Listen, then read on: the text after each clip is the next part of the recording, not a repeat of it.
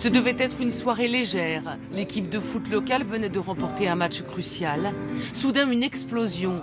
Le jeune qui filme a à peine le temps de comprendre que le son retentit et le groupe est secoué par l'onde de choc.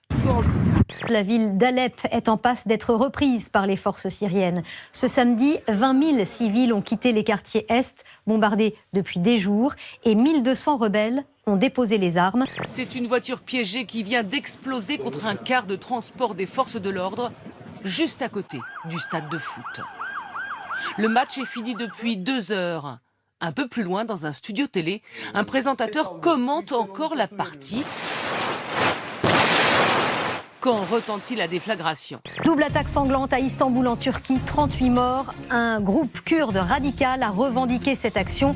Autre attentat au Caire en Égypte contre l'église chrétienne copte, 25 morts. La charge de TNT était cachée au pied de ce pilier criblé d'éclats. Des dizaines de fidèles assistaient ce matin à la messe lorsque la bombe a explosé. Les bancs, projetés les uns sur les autres, donnent un aperçu de la violence du souffle dans cette chapelle réservée aux femmes. Hier, 2 braqueurs cagoulés entrent en courant dans ce magasin d'objets d'occasion. Marteau et masse à la main, ils brisent la vitrine de bijoux. Mais très vite, le gérant et le directeur du magasin interviennent. Pas question pour eux d'accepter passivement le braquage. Ils ceinturent les malfaiteurs, les rouent de coups de pied, de coups de poing. Au moins 4 morts dans l'explosion d'un train en Bulgarie. Le convoi transportait 20 citernes de gaz propylène et 4 de propane. Il a déraillé à l'entrée de la gare d'Itrino, qui est située à une centaine de kilomètres de la mer Noire. Les dégâts sont impressionnants. Tous les employés finissent par défendre leur magasin. Les braqueurs ne s'attendaient sans doute pas à un tel accueil. Mis dehors manu militari, ils finissent par prendre la fuite. Bredouille. Vous avez peur ? Ils n'ont pas compris parce que nous avons déjà, nous, pris les risques. Vous avez pris des risques pour beaucoup. Je sais que certains ont eu des pressions, ont eu même plus que ça. Certains ont été punis, etc. Vous avez subi des pressions pour renoncer ? Il y a plein de gens qui vous disent non, ce serait mieux qu'il soit pas. Attendez, je suis pas en train de là, mais moi, vous savez, les pressions, j'en ai eu toute ma vie. Ce que je veux, c'est que vous, partout, vous alliez le faire gagner, parce que c'est notre projet. Vive la République, vive la France.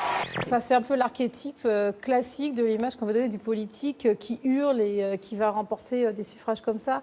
Je renverrai bien aux images du Loup de Wall Street, un très beau film de Martin Scorsese. Il y a certains échos avec ces images, pas seulement dans la forme, mais aussi dans le fond.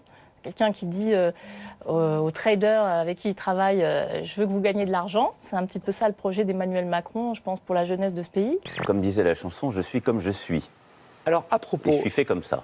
Donc les Français me prendront ou pas. Ainsi, avec une extrême droite aux portes du pouvoir et le programme particulièrement dur de François Fillon qui incarne une droite rétrécie et rabougrie, ma responsabilité est de créer l'unité. Fin de citation. Êtes-vous candidat à la primaire de la gauche? Oui. Vous y attendez 400 000 visiteurs, mais parce que vous êtes modeste en Dordogne. Vous en aurez bien davantage. Je ne parle pas de la visite du président de la République, c'est fait. Il y en aura peut-être d'autres qui y viendront.